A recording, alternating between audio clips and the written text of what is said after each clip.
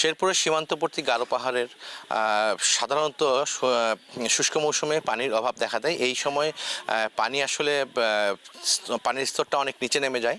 তো শেরপুরের ঝিনাইগাতীর শালচূড়া গ্রামে নিরঞ্জন কোচ নামে এক ব্যক্তি তার বাড়িতে গৃহস্থালী কাজে ব্যবহার করার জন্য একটি কূপ খনন করছিলেন গত 7-8 দিন যাবৎ। সেই কূপ খনন করতে গিয়ে গত 7-8 দিন যাবৎ কোনো কূপ খনন করে তিনি সিমেন্টের তৈরি রিং বসিয়েছেন, 18টা রিং বসিয়েছেন গত 3 দিন বা 4 দিন আগে।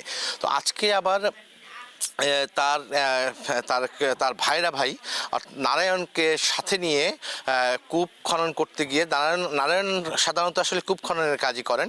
নারায়ণকে সাথে নিয়ে তার এই কূপে আসলে সিমেন্টের রিং বসানোর কাজ করছিলেন। এর আগে 18টি রিং বসিয়েছিলেন, কিন্তু আজকে আরও 8টি রিং যখন বসাতে গিয়েছেন তখন নারায়ণ কোচ আসলে প্রথমে কূপে নামেন। কূপে নেমে তিনি রিং বসানোর কাজ করছিলেন, কিন্তু যখন কূপে নামেন তখন তিনি আসলে অক্সিজেনের অভাবে তিনি সেখানে নেতিয়ে পড়েন। পরবর্তীতে যখন নিরঞ্জন কোচ বুঝতে পারেন যে তার ভাই আসলে কোনো সাড়া শব্দ করছেন না, তখন নিরঞ্জন কোচও কিন্তু আবার এই কূপে নামেন। কূপে নেমে কিন্তু তিনি তাকে উদ্ধারের জন্য কূপে নামেন। কূপে নামলে কিন্তু তিনিও সেখানে অজ্ঞান হয়ে পড়েন এবং তারা দুজন যখন ওখানে কূপে গিয়ে অজ্ঞান হয়ে পড়েছেন তখন পার্শ্ববর্তী এক যুবক তাদেরকে উদ্ধারের জন্য কিন্তু আসলে ওই কূপে নামার চেষ্টা করেন। তখন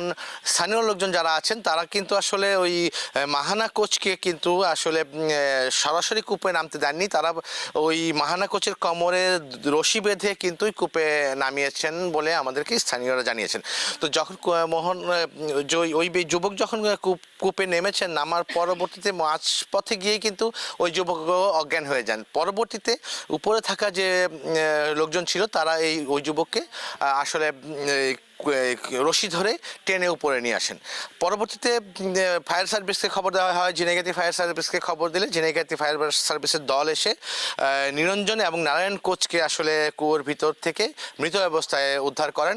তো এইখানে আসলে আমরা জানতে পেরেছি শুধু ঝিনাইগাতী নয়, সীমান্তবর্তী গারো পাহাড়ে আসলে সারা বছরই পানির বেশ অভাব থাকে, তবে শুষ্ক মৌসুমে এই পানির অভাবটি কিন্তু আসলে বেড়ে যায়। তো এই নিজ গৃহস্থালিতে কাজ করতে গিয়ে যে নিরঞ্জন কোচ এবং নারায়ণ কোচ দুই ভাই যে মৃত্যুর ঘটনা ঘটেছে, তো সেই ঘটনা নিয়ে আজকে এই ছিল আমার কাছে সর্বশেষ তথ্য। শেরপুর ঝিনাইগাতীর শালচূড়া গ্রামে নিরঞ্জন এবং নারায়ণ কোচের কূপে পড়ে বা কূপে শ্বাসরুদ্ধ হয়ে মৃত্যুর ঘটনায় এই ছিল আমার কাছে সর্বশেষ তথ্য। শুধু ঝিনাইগাতী নয়, শেরপুরের সীমান্তবর্তী পাহাড়ি এলাকায় সারা বছরই আসলে পানির অভাব লেগে থাকে। পানির স্তর আসলে অনেক গভীরে চলে যায়।